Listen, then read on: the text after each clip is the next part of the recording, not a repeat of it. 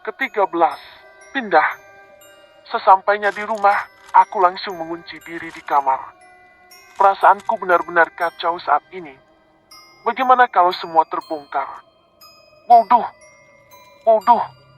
Berkali-kali aku merutuki diriku sendiri. Dek, kamu kenapa sih? Buka pintunya, ucap Mas Anton dari luar. Ceklek.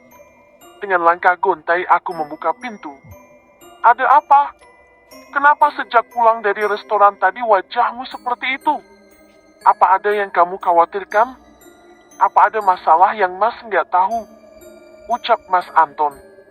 Tak mungkin juga aku menceritakan hal itu kepadanya. Apa aku minta tolong kepadanya Melati saja? Aku nggak apa-apa, Mas. Hanya kurang enak badan saja. Ucapku. Mas tahu kamu. Kamu menyembunyikan sesuatu kan dari Mas? Aku yang tadinya berbaring spontan bangun mendengar ucapan Mas Anton. Atau jangan-jangan Mas Anton sudah tahu?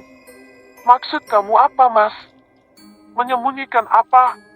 Aku berusaha senormal mungkin. Yang mana Mas tahu? Mas hanya menebak. Ucapnya acuh.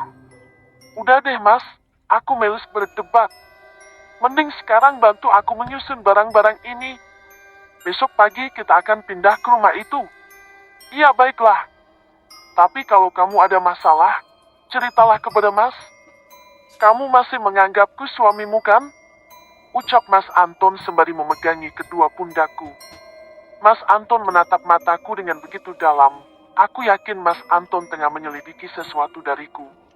Aku harus bisa normal mungkin di depan Mas Anton. Iya, Mas. Aku baik-baik saja. Jawabku santai. Baiklah, kalau begitu Mas susun barang bagian dapur saja. Biar kamu susun baju-baju kita ya.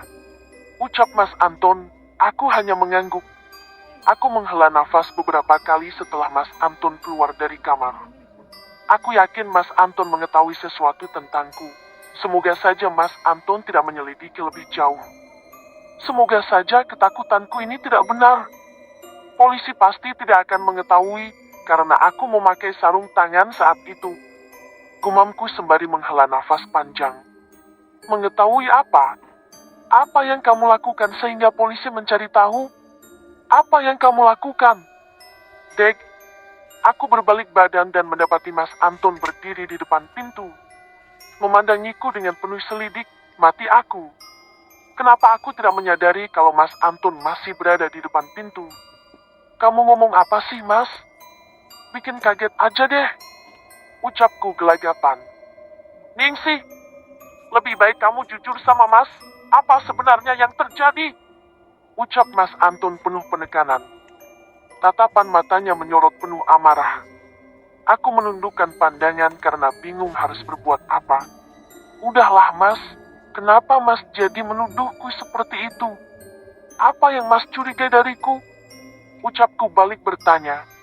Tidak ada. Kalau gitu Mas ke dapur lagi untuk menyusun barang-barang di dapur. Tadi Mas hanya ingin mengambil kardus ini. Ucap Mas Anton sambil mengambil kardus dan berlalu keluar. Aneh. Kenapa tiba-tiba Mas Anton melunak gitu? Gumamku heran. Prof Anton. Hari ini sikap Ningsih sungguh berbeda. Setelah melihat berita yang beredar di televisi, entah kenapa wajahnya seketika menjadi pucat. Aku yakin Ningsih melakukan sesuatu. Atau jangan-jangan dia yang membunuh orang itu dan memasukkannya ke dalam kardus. Selama ini aku berpikir Ningsih sudah berubah menjadi lebih baik, tapi kenapa Ningsih mengulanginya lagi? Tapi semoga ini hanya asumsiku saja. Kalaupun itu benar, aku tidak tahu harus bagaimana menyikapi masalah ini. Sepulang dari restoran, Ningsih langsung mengunci diri di dalam kamar. Aku mengantar mobil rentalan terlebih dahulu ke pemiliknya.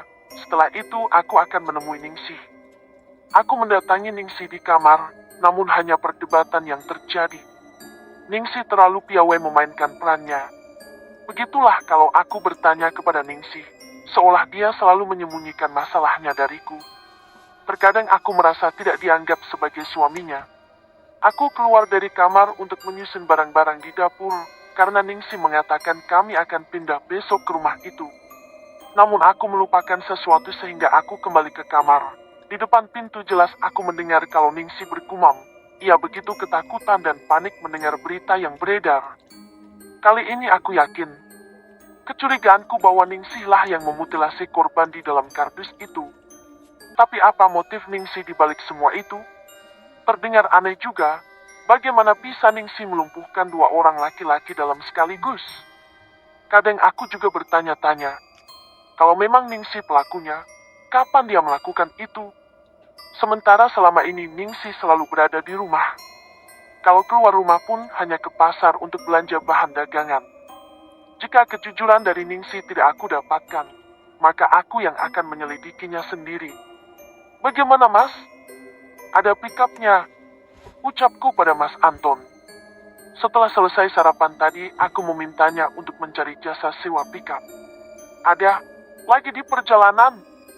Dia tidak menerima lepas kunci, ucap Mas Anton.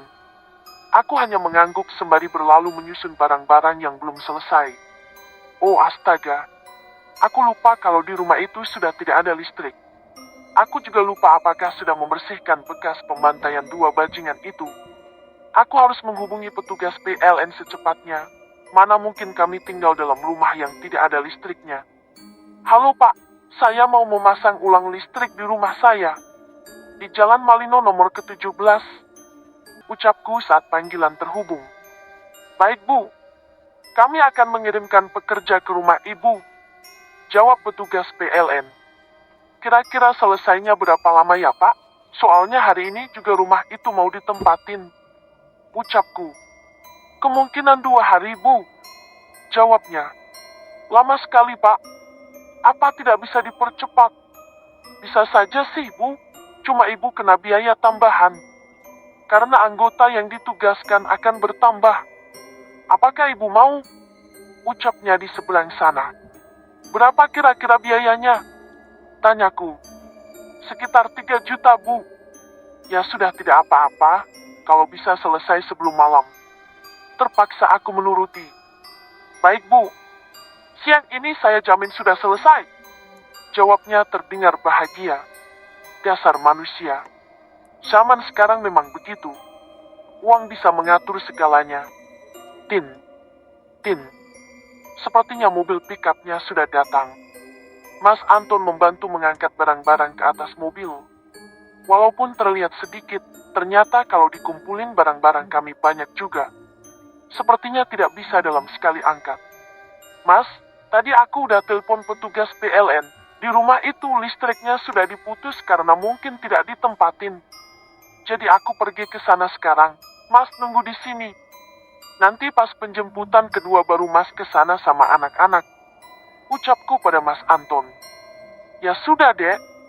Ucap Mas Anton. Dalam perjalanan semua tetangga melihat mobil yang mengangkat barang-barangku. Aku lupa kalau belum pamit pada tetanggaku. Paling juga nanti mereka menemui Mas Anton untuk bertanya. Karena jarak yang tidak terlalu jauh, hanya butuh 15 menit aku sudah sampai di rumah baruku. 2 orang sudah menunggu di depan rumah. Dari seragamnya aku yakin mereka adalah petugas PLN. Letak di luar aja dulu Mas. Di dalam belum saya bersihkan. Nanti saya saja yang memasukkannya ke dalam. Ucapku pada mas-mas yang mengangkat barang-barangku. Kira-kira berapa lama ya Pak selesainya? Tanyaku pada 2 orang petugas PLN itu. Gak lama kok Bu, palingan 15 menit selesai. Cuma nyambung kabel dari meteran ke tiang listrik itu. Ucap salah satunya. Sial sekali memang. Orang yang aku telepon tadi bilang sangat lama selesainya. Tapi biarlah. Aku bisa mencari uang yang lebih banyak lagi. Ya sudah, kalau begitu, saya tinggal ke dalam dulu mau bersih-bersih. Pamitku pada petugas PLN. Saat aku membuka pintu, bau busuk menyeruak di dalam rumah itu. Karena takut tercium sampai keluar, aku masuk dan menutup pintu kembali. Pantas saja bau bangkai. Aku lupa membersihkan genangan darah yang bercecer di lantai. Segera aku membersihkan dengan air dan juga sabun.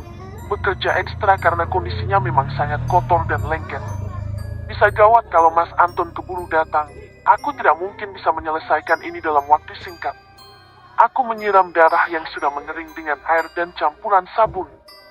Menyikat dengan kuat untuk menghilangkan noda darah itu. Walaupun kondisi rumah sekarang jadi tergenang air, setidaknya noda darah sudah hilang. Saat aku memasuki gudang di mana aku membantai dua bajingan itu, seketika perutku mual, bau busuk yang sangat pekat menyeruak dari dalam gudang. Ribuan belatung merayap di lantai gudang itu. Bagaimana bisa aku lupa membersihkannya? Bagaimana caraku membersihkan ini? Aku tidak sanggup menahan rasa mual di perutku. Sekali lagi, aku membuka pintu gudang itu, memastikan bahwa tidak ada bagian potongan tubuh manusia yang tertinggal. Aku akan menyewa jasa seseorang untuk membersihkannya. Aku keluar dengan perut yang terasa mual, berlari ke samping rumah untuk memuntahkan isi perut yang sudah bergejolak. Mau tinggal di rumah ini ya, Mbak? Aku menoleh saat seseorang menyapa. Seorang wanita setengah baya berdiri di belakangku seraya tersenyum. Iya, Mbak. Jawabku ramah. Memangnya Mbak nggak tahu rumah ini angker? Maaf, Mbak, bukan maksud saya menakut-nakuti. Ucapnya. Hari gini Mbak percaya yang begituan. Saya sih nggak percaya, Mbak. Ucapku sembari tersenyum. Iya juga sih, Mbak. Saya juga hanya mendengar omongan orang lain. Oh iya, perkenalkan, nama saya Lucy. Rumah saya di ujung situ. Ucap Lucy sambil mengulurkan tangannya. Nama saya Ningsih. Jawabku menerima uluran tangannya. Mbak lagi hamil? Mual-mual gitu. Ucap Lucy sembari tergagah. Oh enggak, tadi saya lagi bersihin rumah itu. Sepertinya ada bangkai tikus atau apalah yang mati di dalam gudang. Banyak belatungnya jadi saya mual-mual. Ucapku sembari terkekeh, jangan sampai dia curiga. Oh gitu, ucapnya sambil mengangguk-anggukkan kepalanya. Memangnya Mbak sewa rumah ini dari siapa? Dari pemiliknya? Tanya Lucy. Aku membelinya dari seorang agen, karena harganya miring jadi aku tertarik. Jawabku. Sudah lama sih Mbak rumah ini mau dijual, pemiliknya gak tahu kemana sekarang. Dia diusir warga sini. Ucap Lucy. Kenapa diusir? Tanyaku pura-pura gak tahu. Dia itu dulunya dukun santet, setelah warga tahu dia diusir. Jawab Lucy. Oh, maka dari itu rumah ini disebut angker. Sambung Lucy. Saya gak percaya hal begituan. Jawabku sembari tergagah. Oh ya Mbak, apa di sini ada yang bisa bantuin saya bersihin rumah ini? Saya bayar deh. Tanyaku pada Lucy. Ada Mbak, itu rumahnya. Saya juga biasa pakai jasanya buat beresin rumah kalau lagi malas. Jawab Lucy sambil menunjuk sebuah rumah yang tak jauh dari sini. Kalau begitu saya temui dulu. Mau saya temani? Tawar Lucy. Boleh, kalau tidak merepotkan. Ucapku. Sesampainya di rumah itu, Lucy memanggil si punya rumah. Seorang wanita paruh baya keluar.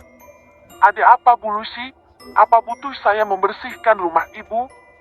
Ucap wanita itu. Perkenalkan saya Ningsih.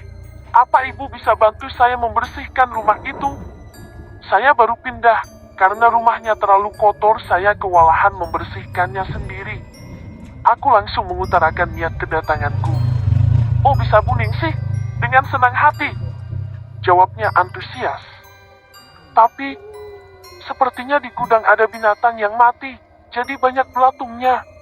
Ucapku ragu, takut kalau mereka curiga. Itu hal wajar Bu, saya maklum karena rumah itu sudah lama kosong. Jawabnya, aku menghela nafas lega. Nama saya Mbah Sri, biasa dipanggil Mbah. Ucap Mbah Sri memperkenalkan diri. Baiklah Mbah, kalau begitu mari. Ujarku. Sesampainya di rumah itu, Mbah Sri membersihkan seluruh ruangan termasuk gudang. Ia seolah tak merasa jijik sedikit pun. Aku salut melihat kegigihannya itu. Karena tidak tahan melihat ribuan belatung itu, aku menunggu di teras rumah. Sudah selesai Bu? Ucap petugas PLN menemuiku. Cepat juga, aku segera membayar jasa mereka. Tampak Mas Anton dan anak-anak sudah datang, rumah belum juga beres. Semoga saja Mas Anton tidak banyak tanya melihat belatung-belatung itu. Sudah beres, Mas? Tanyaku saat Mas Anton baru turun dari mobil pickup. Masih sekali angkat lagi, Dek, tapi tinggal sedikit. Ucap Mas Anton. Apa sudah bersih? Tanya Mas Anton melihat ke dalam rumah. Belum. Aku menyewa seseorang membersihkannya. Aku gak sanggup, Mas. Terlalu kotor. Ucapku. Mas Anton membantu menurunkan barang-barang. Meletakkan di teras rumah. Anak-anakku sepertinya menyukai rumah ini. Mereka sangat bahagia berlarian di halaman yang memang sangat luas. Mas pergi ya. Sekali ini pasti sudah beres. Pamit Mas Anton. Aku bisa bernafas lega. Mas Anton tidak masuk ke dalam rumah. Bersambung.